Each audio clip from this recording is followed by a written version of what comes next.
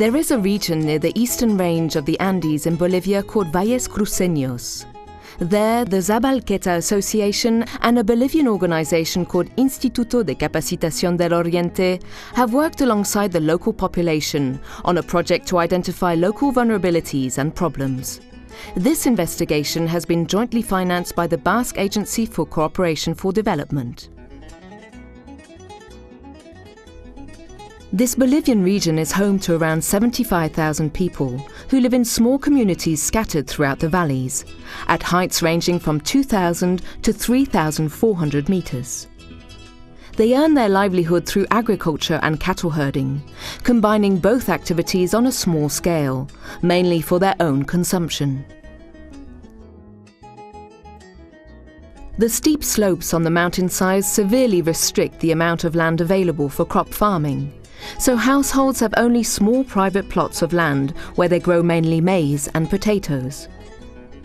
This forces them to exploit the land on a continuous basis, without giving the soil a chance to rest, so it ends up exhausting its fertility.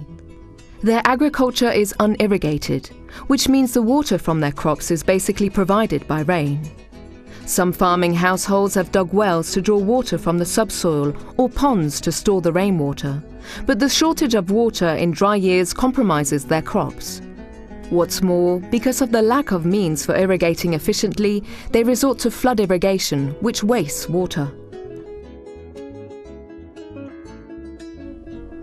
Cattle breeding in Valles Cruceños also has poor productivity.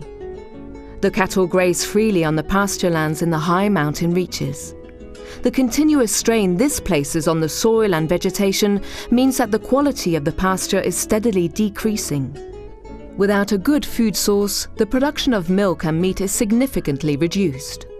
Furthermore, if the cattle is not looked after properly, they are more at risk of catching diseases. The local people continue to pursue these activities in the same way as their forebears, with virtually no technical expertise or use of machinery and infrastructure. They also find it a challenge to keep track of their income and expenditure. Although these are activities that employ the bulk of the population, there are few associations through which to share tasks, buy machinery, or request financial aid from the local authority. Households face major difficulties when marketing the produce from their farms and livestock. The local market is extremely competitive, as most of the local population harvest at the same time, and therefore prices are low. If they want to sell their products in city markets, they face high transport costs, and because of the poor quality of the foodstuffs, the price they fetch is low, providing a meagre profit.